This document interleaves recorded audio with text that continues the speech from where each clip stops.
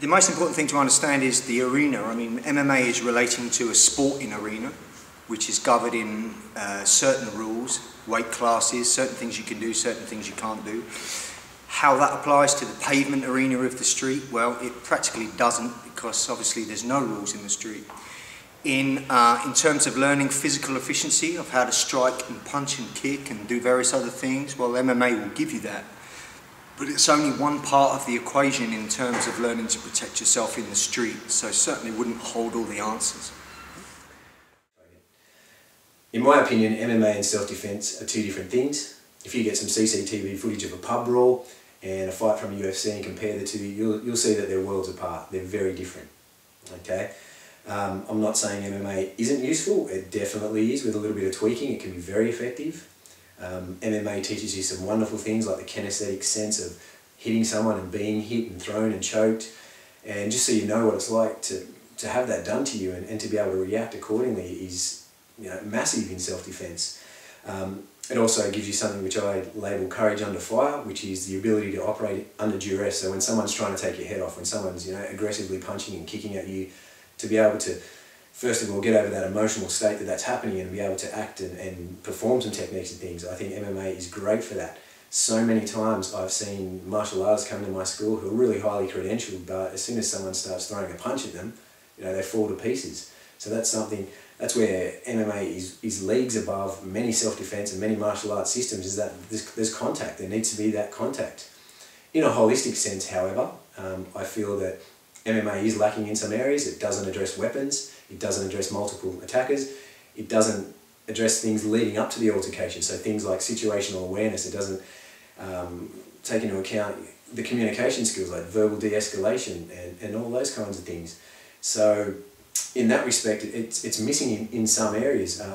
One of the major areas is the psychology of violence, which what's going on in a person's head or what they're thinking determines the outcome of a fight, in my opinion, more than the physical skills. So all that psychological side is massive in determining the outcome of an altercation.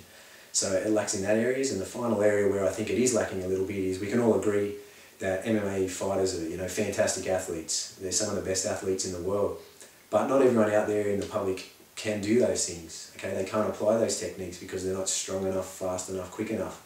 You know, you can't expect a 50-year-old lady to be able to suplex someone, you know, it's not going to happen. So in that respect, I think there are definitely better options out there if your goal is self-defense, definitely.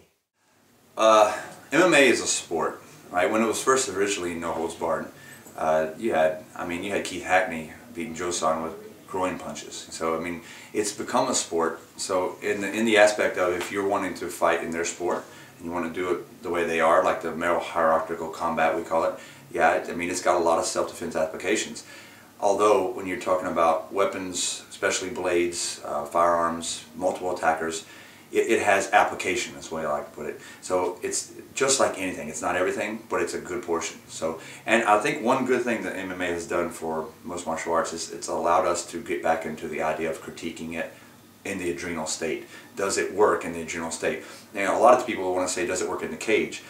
We try to use adrenal state because there's a lot other, I would think, more scary in environments than even a cage with a lot of people watching, just because of you know, just what could happen all around the environment. So yeah, I think that they've added a lot technique-wise. They've helped us critique, and the techniques that they have and that they've developed, they can be applied. Although, just like anything, you're going to have to kind of keep an open mind and be able to vary them, you know, with the situation. Cool. In and of itself, no. I mean, MMA is a sport. It's a really, really cool sport.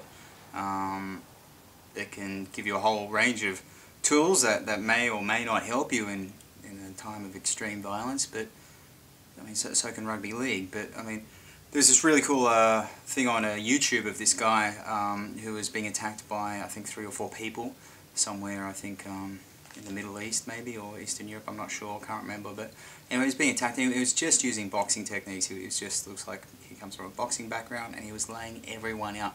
3 strikes, the guy falls down, next guy, next guy, next guy. So clearly boxing fortified this guy in a real world situation. So MMA in and of itself, no, it's not self-defense, but it can certainly give you some tools and prepare your physiology and neurology for some sort of conflict. Yes, it is. It's you know, we learn a lot of defensive techniques, and mainly in all of it in hand-to-hand combat. So you know, we don't cover nothing involving weapons, but it's definitely hand-to-hand combat. It can be very effective. Is MMA a valid form of self-defense? Well, MMA is a valid form of self-defense the same as boxing is a valid form of self-defense, the same way karate is a valid form of self-defense. It develops attributes and it gives a proving ground or a testing ground that people can then use to validate the skills that they have elsewhere. Is it self-defense on its own right? Well, no, because self-defense is a lot more than physical. Physical techniques are not self-defense. Physical techniques are tools you can use for self-defense if you need to. But unless you're teaching awareness, avoidance, verbal de-escalation, when to withdraw, use of force continuums, the legal framework from which you live, then you're not teaching self-defense. So is it a tool that can be used for self-defense? Absolutely.